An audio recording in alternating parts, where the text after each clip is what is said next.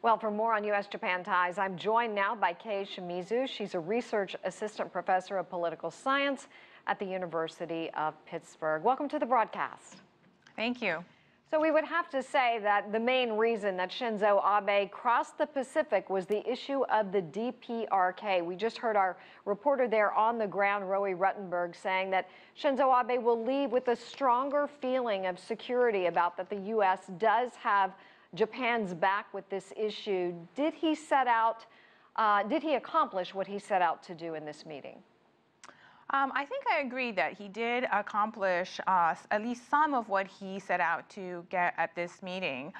In particular, the assurances of the United States that Japan is well within the security alliance of the United States, that denuclearization will be securely on the table when President Trump meets with Kim Jong-un later in May or June, and also that there is an assurance that the missile capability of North Korea will not only be about long range, but the mid to short range missile capability that the Japanese are very much concerned about, which puts Japan well within reach of the North Koreans. And of course, the mentioning of the abducted Japanese citizens by North Korea, the fact that that will also be part of the discussion is something of an omiyage or a present that Prime Minister Abe really did want to bring home to his citizens.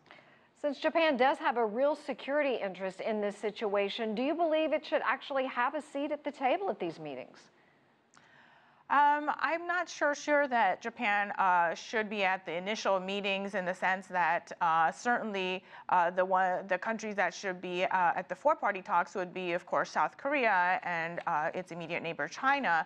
But certainly Japan, and as well as Russia, should be and would probably like to be an important part of the six-party talks, as their interests are very much tied to the connection between North Korea and the U.S.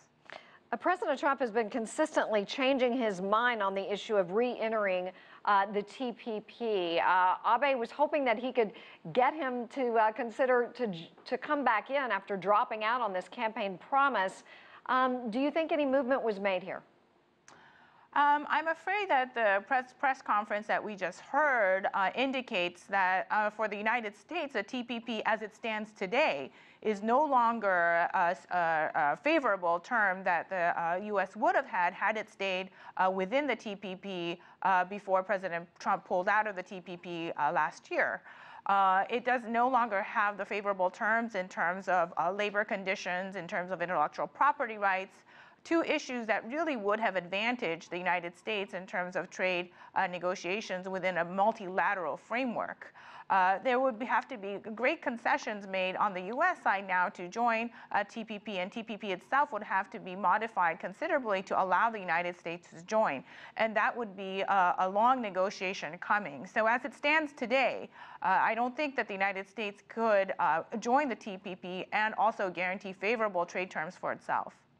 Shinzo Abe is in a little bit of political hot water at home. Part of the issue that he needed to talk about here was trade practices. He's been labeled, Trump has labeled his trade practices as unfair because they take jobs away from Americans. How was he able to massage this issue?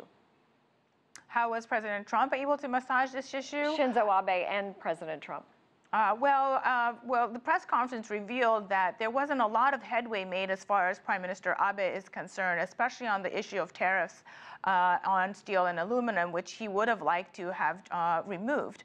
This was especially a big blow for Prime Minister Abe because President Trump, as we know, pulled away or took off some of the United States' important allies from that tariff list earlier this month, and Japan was conspicuously missing from that list.